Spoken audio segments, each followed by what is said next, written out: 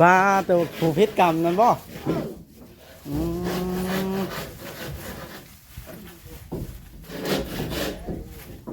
เป็นตุ้มข้าวห่มเนาะนั่นแหละพิษกรรมยังบ่พักผ่อนพิษกรรมบ่พักผ่อนแล้วยังไปดำนาอีกเบิ่งแถวฮ้อนบ่ฮ้อนเพิ่นบัดทุ่มห่าเนาะ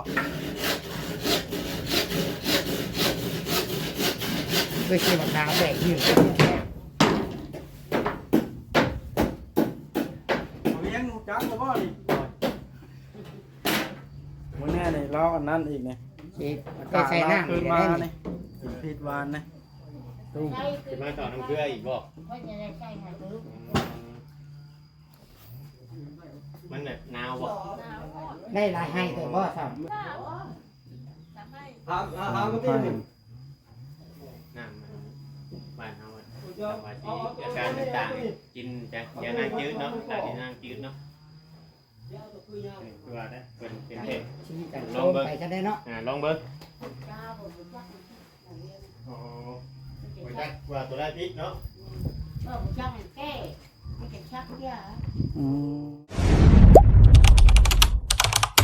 อย่าลืมกดติดตามเพื่อเป็นกำลังใจให้ผมด้วยนะครับทุกคนขอบคุณมากๆครับเปิดภาพขึ้นบ้านเลย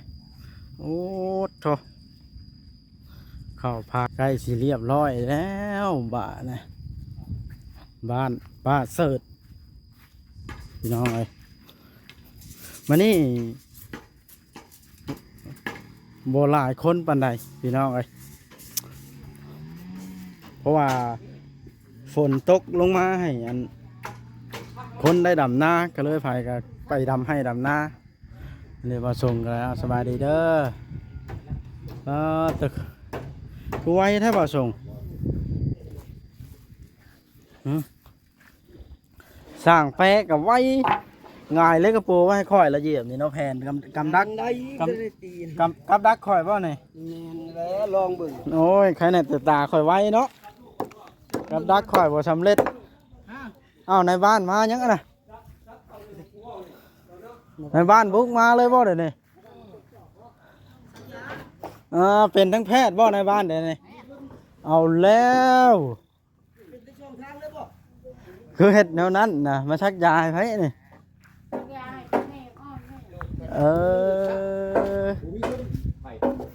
เบิ่งมาขึ้นเบิ่งกันใครเป็นไข้เป็นหนาวปลาตัวผู้พิษกรรมนั่นบ่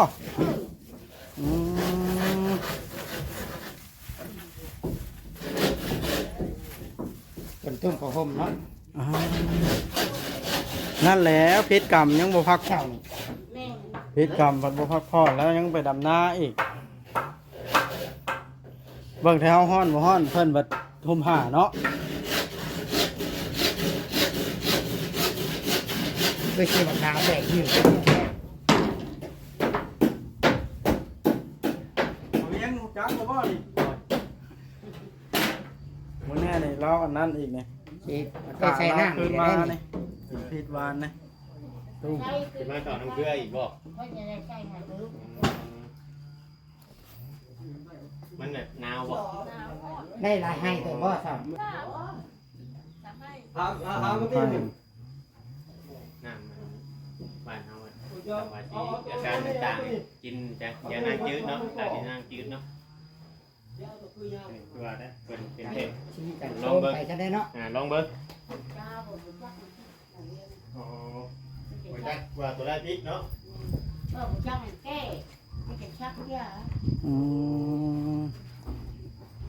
เป็นยา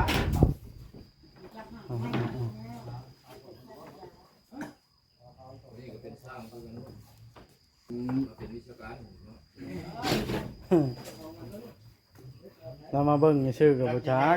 มื้อนี้หลังจากนั้นกินแต่มันเป็นแต่มื้อคืนนี้กับเฮ็ดสดนี่ก็ยังบ่ได้ให้กินเลยสำคัญเท่าไหร่พิษกรรมนี่ย่านเท่าไหร่ระวังที่สุดนี่เพราะพื้นพิษกรรมนี่ล่ะเคยเห็นมาหลายแล้วเด้เห็นบ่ตอนน่ะเนาะอยู่บ้านโนนยางบ่เป็นอะไร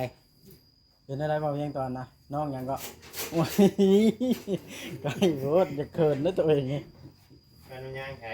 บ้านหยังก็บ้านอัน บ้านเฮานี่แล้ว บ้านโคกเลย มันโคกมันโคก อ๋อ อันนั้นปลาอันนั้นบ่แม่นนั่นเนาะ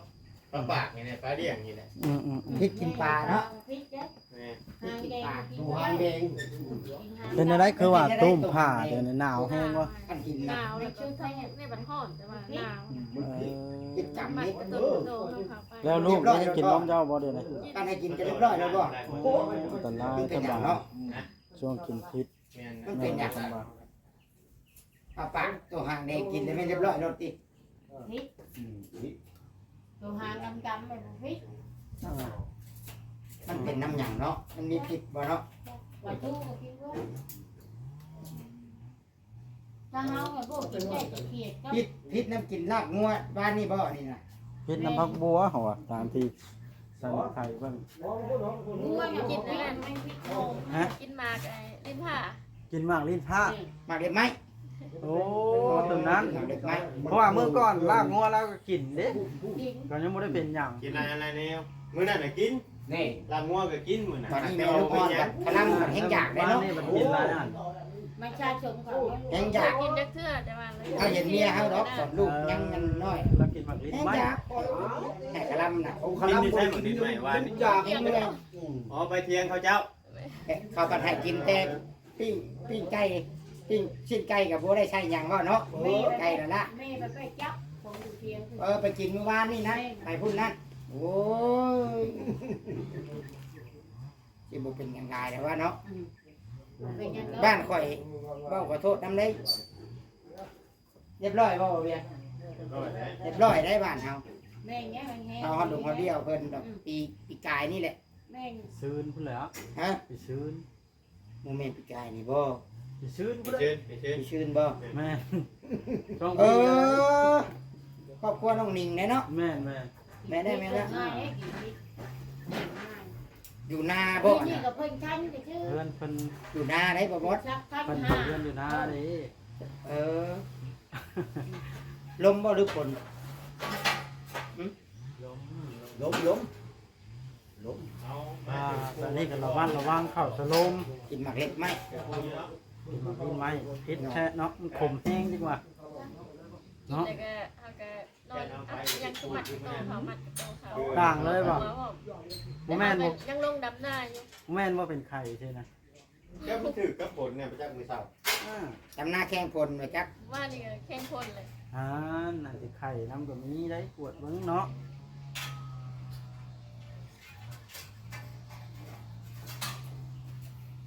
ขนาดลูกแง่แย่งหันแย่งแย่งคนจะให้กิน พักอันนั้นพักคะเนาะเพิ่นว่าพิษแห้ง ปวด บางคนกายปกมันจืดยังบ่ได้แต่ปากกา จะอมเนาะ เป็นน้ำกายเลยอยากเอามากินรถหรอ มันยังติดแหละ ก็เอาไปตัวนี้เลย ฮะกายเลยยันว่าอดบ่ได้ ยึด แล้ว จัก พักเอามากิน มาคุยกับผู้โลดบ่ได้เลยนะ นี่ ครับ เลยต้น ว่า เล จะ ย บอกยายนะ นั่น อ่ะ ไร ยังอยู่ต้นหนึ่ง ตัวนี้จะแวะมา ยังไม่ได้กินบ่นี่พักคะนี่จะปวดนี่โอ้ยบ่ได้เด้อ กินแดงกินแดงนี่ยังคิด นี่สไข่แท้เพิ่นว่า ตัวโมวีจะต้องขนาด น้องยัง มีเชือกไข่เนาะไข่อันดำหน้าอันนี้คันว่าพิษกรรมนี่ยัน ไม่ต้องไฟ อืม คนกับไฟนะคนกับห้า เนาะ เอาใส่ได้ ได้เมื่อ เห็นเลย ลำพังลำหน้าบ่ แล้วคนน้ำมา มาแต่ไส มาจากบ้านลูก บ่อยากใกล้ร่องยามนี่เพราะว่าช่วงนั้นโอนยามปลาลงต้นแล้วแม่นบ่เข้าบ้านกับยามนี่ยามลงไห้ลงนาแล้วแม่นเกิด ง่ายเพื่อนี่ได้บัตรเนาะ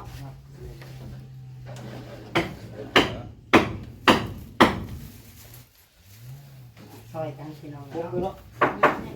ช่วยกันได้บ่มาจับช่วยมา ๆจับเลยจับเลย ฮะ เว้น คิดว่าค่ะ ปิดทุกเช้าปิด ต้องเอาเด้อขึ้นกันเด้อเดี๋ยวช่วย นี่บ่ นะเพิ่นกำลังสิวางยาใส่พี่น้องบาด บอกว่าที่ มันสิคือกันเนาะกับหอลงจิตเนาะเป็นอะไรลูก กายแล้วน่าเป็นห่วงพี่น้องเลยอยู่ในช่วงการนั้นตอนนะ จำตัวนี้ก็ได้ลงมา โอ้แล้ว ลงมาลงมาครับละละ ปลาบ่ ย้อนลงมาย้อนลงมาโบได้ปลาได้บ่ ปลาปล่อยปลาได้เหรอ ให้มัน นี่แล้วน่าจะงาน บ่ได้ให้มันปิดหู ติดลง ย้อนลงมาอีก เออ เอ้ย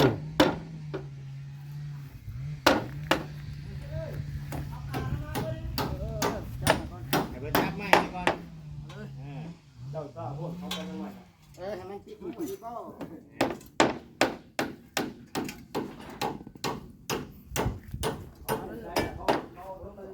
พี่น้องเลยโอ้เรียบร้อยบาท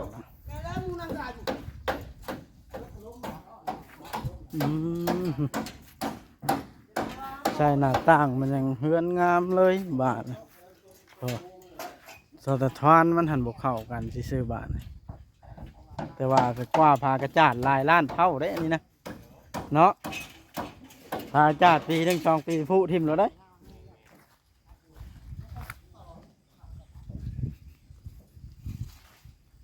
เราเวียงไม่ได้ตกใจบ่ ตกใจไง ตกใจอันพิกรรมนี่ล่ะ อ๋อ เจ้าเคยเห็นผ่านมานะ ตกใจอยู่ย่อเพิ่นเพิ่นตัดจักยาทางเมืองการโบที่เก่าก็สิได้ไปหาแพทย์หาหมอเพิ่นใหญ่นะ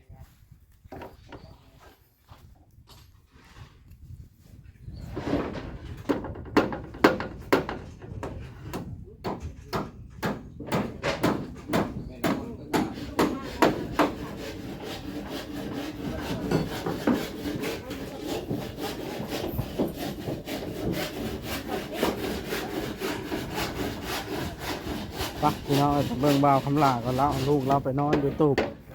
ว่าลูกเรานอนมันอยี่นี่เป็นเสียงดังพี่น้องก็เลยนั่นเลยเลย บ่าวลีสลัดดี เดี๋ยวสบายดีลูกเรานอนบ่ แม่นบ่าวลีสลัดแห่งซื้อถุงลายมาให้เรา ใช่ อันนี้ โอ้โดนแซงนะบ่ ไปเก็บเครื่องแล้วบ่มีคนมาดบ่ ไม่ใช่ คนมาดขอคำลาบ่ แม่นบ่ มีคนมาดมาเหรอจะไปแล้วมาบอกมาเว้าอันนี้ก็ได้ยังไง มีคนมา บอกคำลาว่ามีคนมาดมาจักไผ เงินแดงบ่ เราเบิ่งคลิปได้จังได๋นะ เบิ่งรู้แล้ว เบิ่งหยังเราบ่เว้าเนาะ บ่ได้ว่าชื่อไผติ เราก็ดีหั่นนะดีแน่นึงเราชื่อชัดเนาะ โดย เรามีหยังตักเตือนลูกหลาน โดย แม่นบ่ไอ้ครับล่ะ โดย อันดี ตัวตะลันมาได้ซื้อก็เอาตาตุ้งเลยย่านหยังเขาบ่ได้ว่าหยัง เราบ่ได้บอกกับเรา แต่เราเป็นคนดีนี่ ว่าความจริง โดยตัวตะลันยังมาได้ซื้อในบ้านว่าตุ้งบ่ได้ แม่นมาดเรามันมาด คน ไว้ มาดเข้ม มาดเข้ม แม่นแล้วเพิ่นเจ้าเป็นนายจะแนวนั่นแหล้วว่าเฮ็ดไปเฮ็ดเราก็แก่มันเชื่อถือบ่ได้แล้วเนาะคนเฮาต้องเข้มไว้ก่อน แม่นแหละน้อยคำล่ะ โดย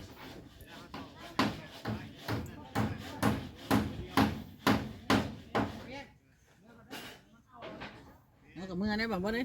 เออ เมื่อยได้ดินี่ ทีนี้จบกับเมื่อแล้ว ไปจนเมื่อยหรือมาบอกคำลานี่ก็ได้ อยากจะติงจะตึงไปแล้วบาดนี่ มันสติงลูกทุ่งคือต้องไว้ เอาเดี๋ยวไอ้จะจบคลิปก่อนได้บาดนี่ไอ้ถ่ายหึงแล้วนี่ จบคลิปแล้วบ่ได้ เดี๋ยวแล้ว3 นาทีเลยควันแล้วได้ควันชิงๆเลยนี่เนาะบ่คุยกันโอเคบาดนี่ สบายดี เอาว่าน้ำกล้องไอ้อัน ท่านก็สิไปเบิ่งทางนั้นก็ได้ โอเคแต่ก็บอกว่าคุยน้ำไอ้คำลาให้จบคลิป คุยเรื่องไหนน่ะ คุยเรื่องแล้วบอกคิดที่นี่แล้ว เรามีแนวเล่าให้เจ้าพังไหม มันหยังน่ะ อ้าวเนาะคือบุญมี เราเนี่ย ระวังยุงครบเด้อลูกนะบ่มีมุ้งนะกลางนี่บ่กลางคืนนะ กลางคืนนี่ไปกลาง คืนนี้บ่ได้กลางนอนแบบนี้เลย ฝนตก พาลูกนอนแบบนี้ โดย จับก่อนถึงเจ้าเด้อบัด สิครับล่ะ ทำไปแป้งก่อน โอ้เอาสบายดีสบายดี โทรหาบ่ได้แต่เมียให้เด้ เดี๋ยวบอกเวียงชัยสิครับแล้วพี่น้องเอ้ย สบายดี เดินทางปลอดภัยเด้อ เลยเจ้าได้บ่กลับไงบ่ คลิปนี้ก็กลับกันแล้วยัง4 นาทีนึ กลับ ง ได้คำนาเด้อ สบายดี โด โดย เอาเบาลีอยากให้มันบอกคำลาขอบคุญผู้ใหญ่ทุกท่านที่ช่วยเหลือเนาะ แม่น ขอบคุณนี่ขอบคุณเด้อ ขอบคุณเด้ออยู่ดีมีแห้งเขาเจ็บจะได้เขาไปจะมีอายุมันก็มีทางเช้าเลยเขาแรงเด้อ เบิดทุกทาน สาธุเบิดทุกท่านเด้อ ผู้ที่เพิ่นช่วยเหลือ ผู้ เนาะ ที่เพิ่นช่วยเหลือ ผู้ใหญ่เบิดทุกคน โดย ขอบคุณทีมงานทุกคนผมเด้ ขอบคุณทีมงานผมเด้อที่มาอุดหนุน อีกชุด FC พร้อม FC หลาย โด ทุกคน ย เด้อ เอาดี ทุกคนเด้อ FC เด้อ โอเคเวลาไปลองเนาะ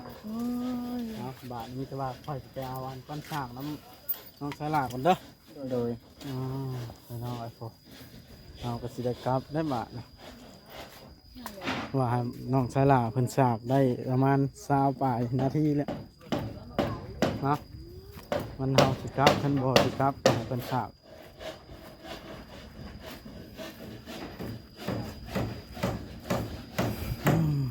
น้อยนี่ละระวังระมัดระวังเด้อไผได้ลูกใหม่การกินการอยู่ก็ได้พี่น้องเอ้ยเนาะ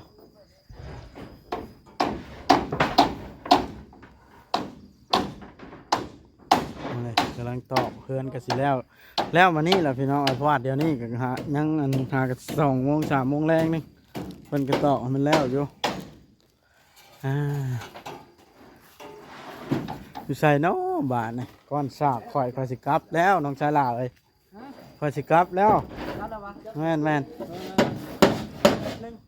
โอเค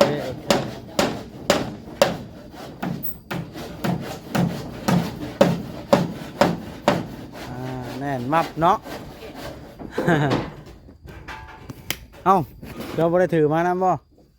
อัพคลิปบ่ บ่สากปลาไว้อยู่รถ เออ ใส่แค่รถ นึกว่าอัพคลิปซะเนาะ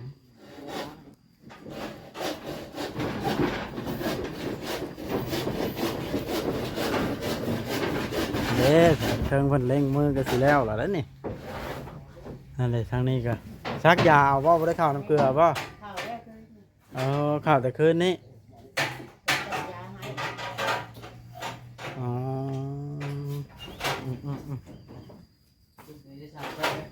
มันขึ้นเบิ่งกันนะก็เตอร์โมพากันฮ้อนเดี๋ยวจะเป็นอันอื่นเพ่นห่มผ้าเนาะนี่ หนาวไหมหนาวสัตว์จิกเยอะ โอ้หนาวสั่นจิกแล้ววะนี่ละการคิดกัน อยู่ให้ยังแบบรับเดี๋ยวนี้ถ้าไปเงาจับเป็ดเลยคือ โอ้คืนนี้บ่ได้นอนเลย เอาใหม่ใส่รถ เอาใหม่จะใส่เดี๋ยวใส่ เบิ่งสร้างแปะก่อนพี่น้องเอ้ยสร้างแปะนี่มันสิบ่รูดบ่นะสร้างแปะบ่ซบเข้าหูจังมันเป็นตาย่านได้กระโดดอะไรก็ได้สร้างแปะเอ้ย มันน้ำหนักมันจะเอาแผ่นมาสิ เอาเชือกหาเชือกเก็บมือมัดตรงแล้วผม ว่าก็จ้องสิขาวมันก็ได้ เต่าเต่าจะเที่ยว ซึ่งยังบ่ส่งเงินว่าเห็นยืนซึ่งอยู่ซั่น เบื้องตีนมันนะตีนเนาะ พี่น้องกลับกันบาทนี่มันค่ำละแม่นกลับก็เด้อปลาเสิร์ตเด้อ กลับกันบ่ส่งเลย ไปเด้อ กลับก็เด้อดีเช้าไว้ๆเด้อเอามื้ออื่นก็สิมาจอบใหม่เอาพี่น้องเอาบาทนะโอ้ยบันไดสั้นอะดิเป็นตาย่านตกพี่น้องเอ้ย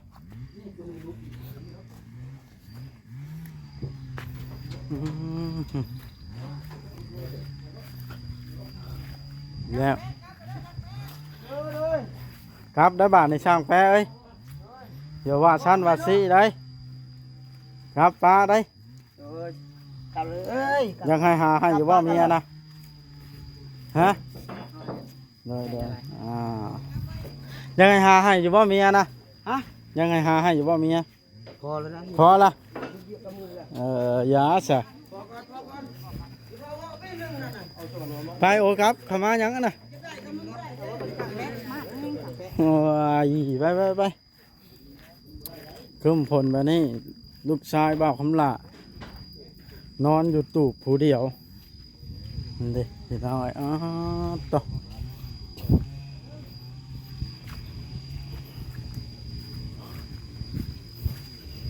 เอาสิกลับก่อนนะบาทนี่พู